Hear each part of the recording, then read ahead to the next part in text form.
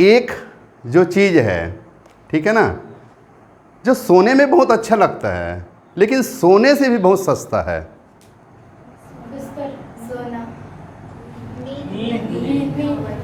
एक चीज है जो सोने में बहुत अच्छा लगता है लेकिन सोने से भी बहुत सस्ता है। सपना। सपना। और सोचो, और सोचो। एक चीज है जो सोने में अच्छा लगता है लेकिन वो चीज सोने से भी बहुत सस्ता है।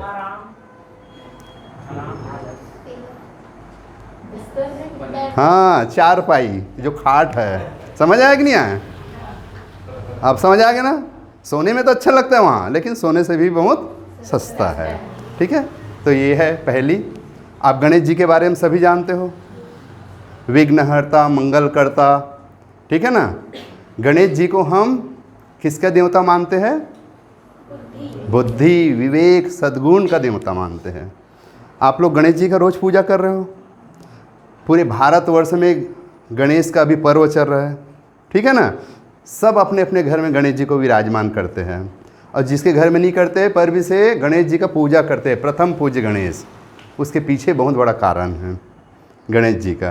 प्रथम पूज्य गणेश, ये तो कहानी के रूप में आप सब जानते हो, सुने हो। ठीक है ना? लेकिन उसके एक एक शरीर का जो अंग है, सबका अलग अलग काम है। मालूम है कि नहीं है? गणेश जी का बहुत बड़ा सर होता है। देखना, ये जो सर होता है ना, ये काहे का प्रतीक है? बहुत बुद्धिमान है वो। ठीक है ना? गणेश जी का बुद्धि बहुत बड़ा है। ठीक है, बुद्धिमान, जिसके पास ज़्यादा बुद्धि होता है। हम लोग बोलते हैं कोई बच्चे पैदा होता है सिर बड़ा होता है ना, ये बहुत इंटेलिजेंट निकलेगा। होता है कि नहीं होता है? तो ये सही है, गणेश जी का जो बुद्धि है बहुत बड़ा होता है, इसलिए तो सिर बड़ा है। कान बड़ा बड़ा होता है कि नहीं होता है? कान बड़ा बड़ा होने का मतलब ये होता है कि वो जितने भी अच्छाई और बुराई सबको एक कान से निकाल सुनता है, और अच्छाई को यहाँ पर रोक के बुराई को एक कान से बाहर कर देता है। ये कान का महत्व है। जितना अच्छाई बुराई सबको ग्रहण करने की शक्ति है गणेश जी में। ठीक है ना? उसके बाद आँख छोटा छोटा, देखो गणेश जी का। ठीक है, वो हमेशा कोई भी चीज़ चिंतन मनन करता है ना, एकदम एकाग्रचित, एकदम ध्यान मुद्रा। देखो ना, गणेश जी को एकदम छोटा आँख मतलब होता है एकदम एकाग्रचित करके वो ध्यान से। उसके बाद सूंड बहुत बड़ा, हमेशा हिलते रहता है। देखे हो, हाथी का भी और गणेश जी का भी देखना, बहुत बड़ा सूंड रहता है। इसका मतलब हम सबको हमेशा गतिशील रहना है, हमेशा चलते रहना चाहिए, अपने बुद्धि का प्रयोग करते रहना है। ये नहीं कहीं बैठ गए। बैठने से, गतिशील का मतलब बैठना नहीं होता, आप चिंतन मनन सोचो, हर चीज़ सोचो। ठीक है ना? अब उसके बाद उसका पेट बहुत बड़ा होता है गणेश जी का। होता है कि नहीं होता है?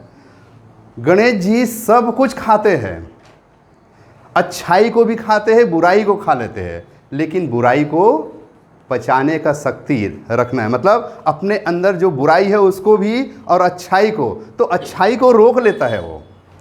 समझे? बुरे है मतलब बुरे चीज़ को भी मतलब खाएंगे, लेकिन बुरे चीज़ को वो खाने के बाद वो पचा देते हैं, मतलब दिखाते नहीं हैं, और अच्छाई को लोगों के सामने में प्रकट करते हैं।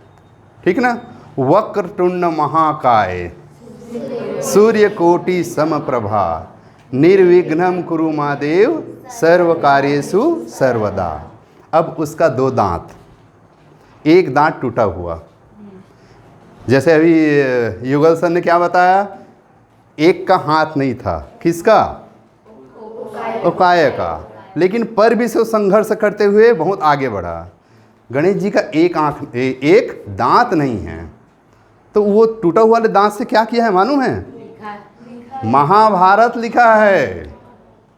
अब समझ आए कि नहीं आए? देखो, हमको कभी भी हम अपाहिज जय करके नहीं, गणेश जी का आप अपने आप में अंदर में सोचो समझो। जब गणेश जी का एक दांत टूट गया तो कभी वो रोया नहीं, कुछ नहीं, वो तो बहुत खुश हो गए, बोले कि उससे वो महाभारत की रचना की। ठीक है ना? तो आप सभी को गणेश चतुर्थी की बहुत बहुत शुभकामनाएं, बधाई। 9:30 हो गया है, और सबको आप लगातार क्लास यहाँ आते रहिए, सीखते रहिए। इसमें आप लोग सबको बहुत कुछ सीखने को मिलेगा। और इसी प्रकार अपने वाणी को विराम देता हूँ। सभी को नमस्कार।